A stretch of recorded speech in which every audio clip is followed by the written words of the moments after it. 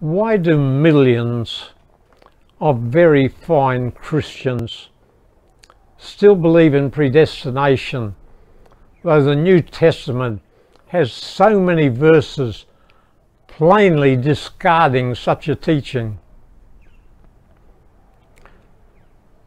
Not all Calvinists believe that horrible idea that infants one day will writhe in flames of everlasting fire, but hyper-Calvinists do, and they are often the pick of the bunch, make wonderful neighbours. Well, why do they believe such a thing? Answer: because traditions stick like glue. It's even true in science. This is a great book by Thomas Kuhn on the structure of scientific revolutions. On page 77, he tells us that science has its traditions and they're hard to budge. Here I quote: "A scientific theory is declared invalid only if an alternative candidate is available to take its place. The decision to reject one paradigm is always simultaneously the decision to accept another." Very true. Popular ideas on evolution are now being challenged all around the scientific world, but science as a whole will not budge. Religion is worse than science. Tradition rules in most denominations. Have you ever heard of the Westminster Confession? Perhaps the most famous religious creed of all time.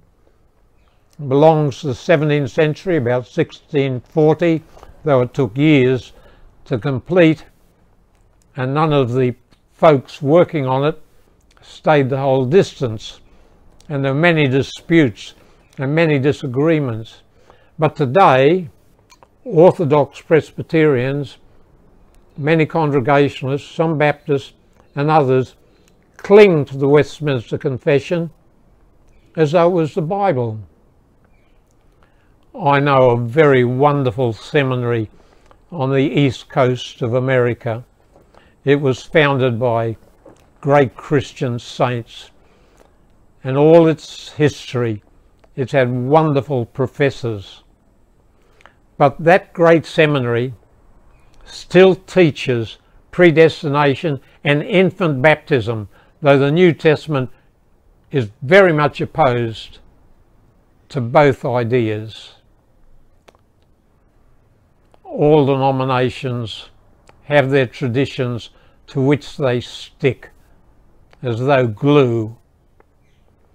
The fifth largest Christian group on the planet is one with whom I have great sympathy, for they have many good teachings and they've given up some of the old traditions like everlasting hellfire and infant baptism, etc.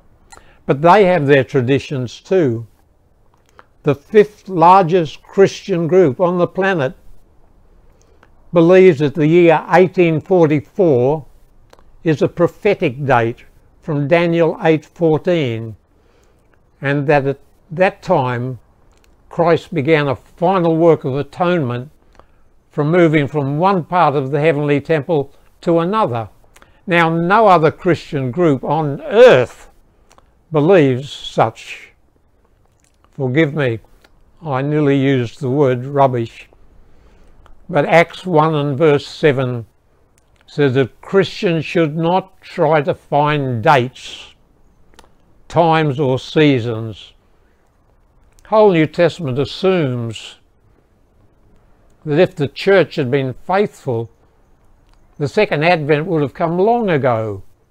Read it closely. You will find it is so. When you read the book of Hebrews, the last verses, chapter 6, say that Christ, and it uses the symbolism of the Old Testament, went through the veil into the presence of God. at his ascension, not in 1844. Hebrews 9, Hebrews 10 teach that the first apartment of the Jewish sanctuary typified the Old Testament age. But after the veil, the second apartment, symbolic of the New Testament age. I know most of the top scholars of this group, fine people, but most of them over half a century ago gave up this idea of 1844. But if they said it publicly, they would lose their job. This group is not alone. Wonderful people, teach many great things. I have great sympathy for them. But they're clinging to a tradition that came from William Miller, the Baptist preacher of the 19th century, who said Christ would come back in 1844. When it didn't happen, those who wanted to cling to the date had to find another answer. So they invented a special atonement. Whole New Testament says the atonement took place at the cross. Bible knows nothing about dates, New Testament times. But all denominations run the same risk. The Church of Latter-day Saints, although its Book of Mormon has been exposed as a fraud many times, they still cling to it, they still teach it. Jehovah's Witnesses, earnest people, many of them were put to death in World War II by Adolf Hitler. They were brave, they were courageous. But for about 100 years, they've clung to the date 606 BC as the date when Jerusalem was destroyed by the Babylonians. No real scholar on earth or historian or archaeologist believes that. The destruction took place years before. They want it so they can get to 1914 for another wrong belief.